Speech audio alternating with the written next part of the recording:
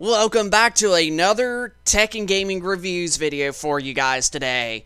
Now, I wanted to make this video because this is a decision that we have just decided just flat on yesterday after the fact of the PlayStation 5 Pro announcement basically 2 days ago. And we was originally going to get two mini LED TVs, right, from both Hisense and TCL, but I am really excited to hopefully get the PlayStation 5 Pro, and I can already tell people in the comment section are going to be like, bro, it's not worth that money that it's for. But like I stated on a couple previous videos, after the announcement of the PS5 Pro, is Best Buy has a progressive lease, and it's like a separate company, but you can actually apply, and it depends on your income and whatnot. Like, we don't make a whole lot of money, but we get approved for up to $2,400. So most likely anybody that applies for it is definitely going to get on it. You don't have to have credit or anything like that. It's just simply an easier way to let you rent to own to an item. Now, you will have to pay double the price of whatever the item is worth if you do the 12 months options, but they also give you the early 90-day purchase option, which basically just makes you pay the normal retail price. And honestly, for $700 for 3 months for us is definitely not. It's an easy thing for us, and we could still save money while actually, paying on something for that much. So that is how we're going to be getting the PlayStation 5 Pro, because we're not just going to be dishing out the freaking $700 just at once and then be like, you're broke. So no, we're going to be able to make some payments within 3 months of it, and it definitely really does help if you're somebody that is like us, that's alone, lives by yourself, and you want something that's really nice, especially from a nice store like Best Buy. Progressive leasing is definitely something that will absolutely help you. But we actually yesterday, it was definitely a hard choice, but we were supposed to be getting the TCL QM851G. And I know I've been talking about this on YouTube, on some videos, a couple different videos recently, and there's been Facebook posts that I've talked about in a TCL Hisense group that I made, for fans and such of those two TV brands. And yeah, yesterday we just had to make the hardest decision, and I went on ahead and canceled it because of the fact that we got Christmas coming up, and we got all kinds of other stuff, even though it was not going to be hard paying it off with us using progressive leasing. But the PlayStation 5 Pro, and now you can see we got an Xbox Series S above our current PlayStation 5. We're actually going to try to get another Series S, so that way we got another one into our game room and such, and we're going to pretty much try to play on, like, just the current gen consoles alone. Like, we're putting up our PlayStation 4 Pro, we're putting up our Xbox One X, and we're only going to play Xbox Series S and Xbox Series X, as well as the PlayStation 5 Pro. And I know that this might sound kind of stupid to an extent, and I can honestly see this being another thing that people are going to be saying in the comment section, but when we do get the PlayStation 5 Pro, we're going to also keep that bad boy, the OG PlayStation 5, also hooked up. And I know what you're thinking to yourself. You're just like, well, if you're going to get the better one, why keep the older one out?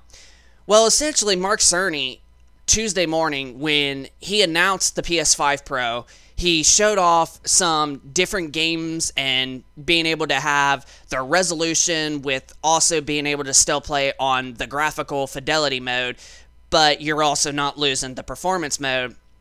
So the PlayStation 5 currently still is powerful already enough. I still think it's a much more powerful beast, and you do get 2 terabytes of storage on the PlayStation 5 Pro. Now, this is one area I will make an exception as to the price point of it. I still don't think it should be $700. I think it should be more of like $600, like I stated at the most.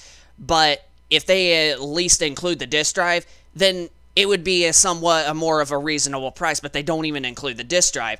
So then that's also another thing as to why we might keep our original PS5 out on top of it, because it's got a freaking disk drive.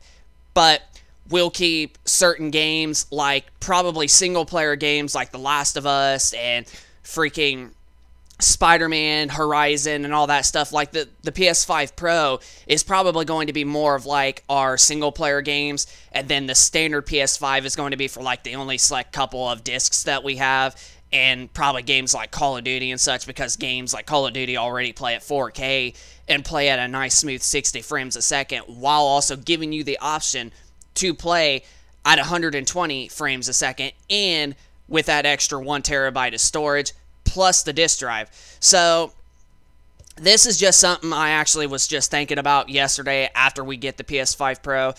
But I know this might sound so stupid to do, but when you really honestly think about it, it's actually not, with all the stuff that we mentioned.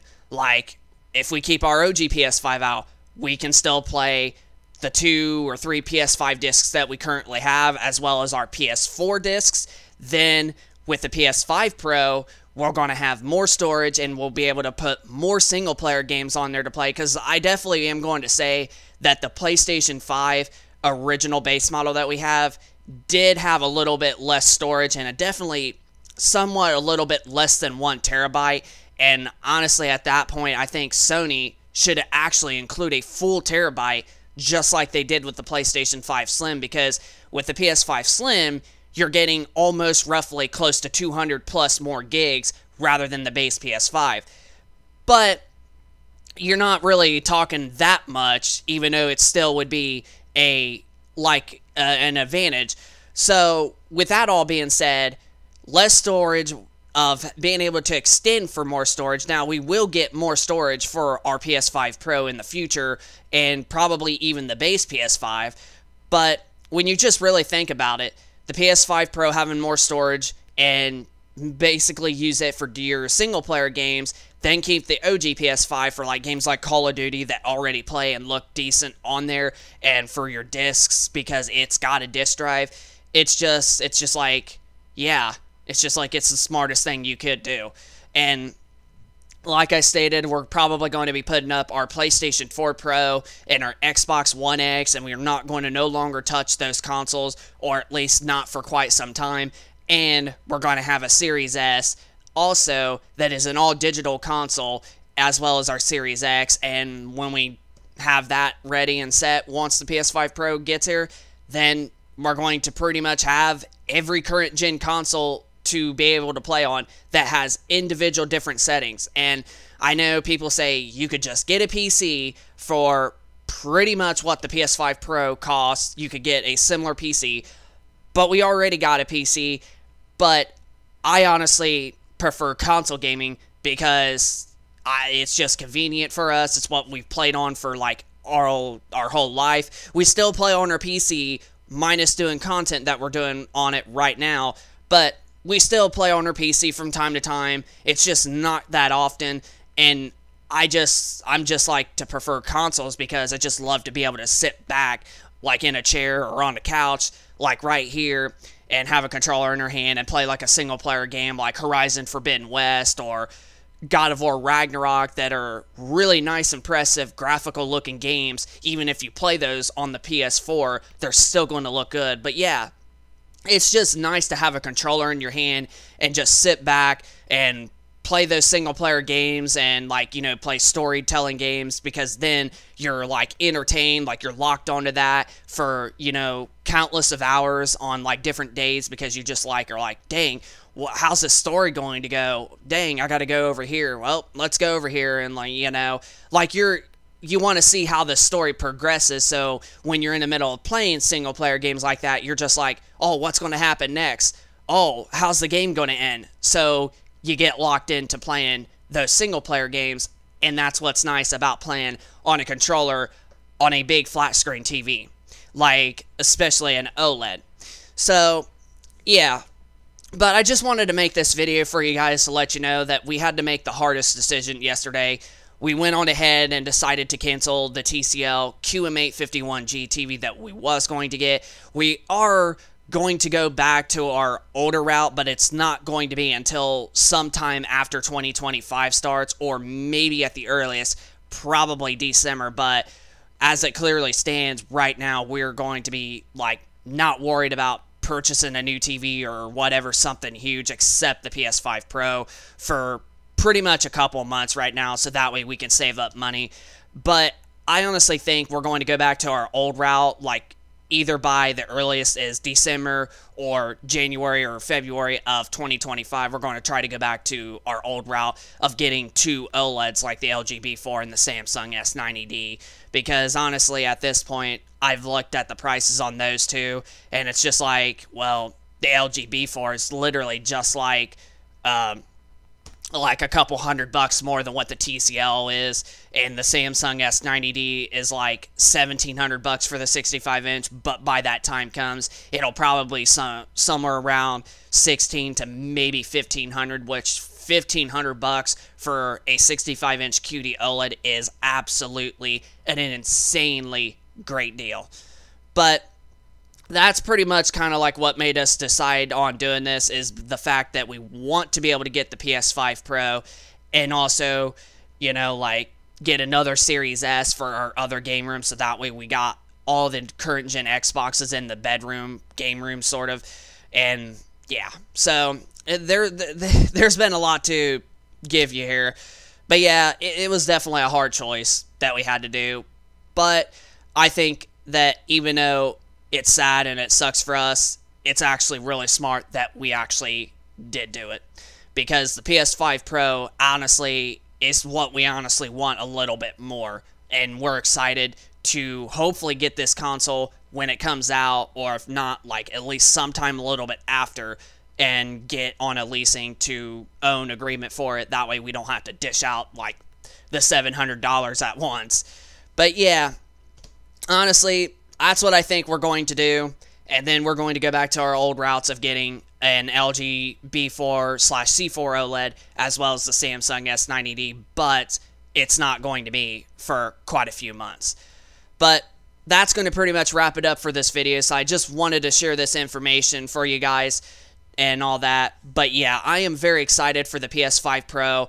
I am a real hardcore gamer, like I stated. I love playing single-player games, and I'm the kind of person that wants the best tech out there, no matter what the price is.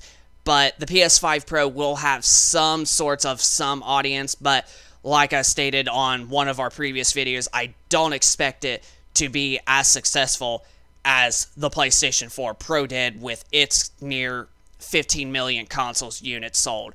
I think the PS5 Pro, I don't believe it'll pass 5 million, but if anything, if I was to be take a lucky guess at the biggest number, I would probably say that the PS5 Pro probably may only reach 10 million at most. And that's still not completely terrible when you think about it, but when you compare to like the 80, 90, or maybe even 100 million by that time that the PS5 has already sold, then that's just like, wow, 10 out of 100, that's pretty small, even though that's still like thousands of people. But yeah, that's going to pretty much do it for this video. So this is Tech and Gaming Reviews. So if you like this content, hit the like button, and if you're new to this channel, hit that subscribe button, and we will keep you posted with more content like this going forward.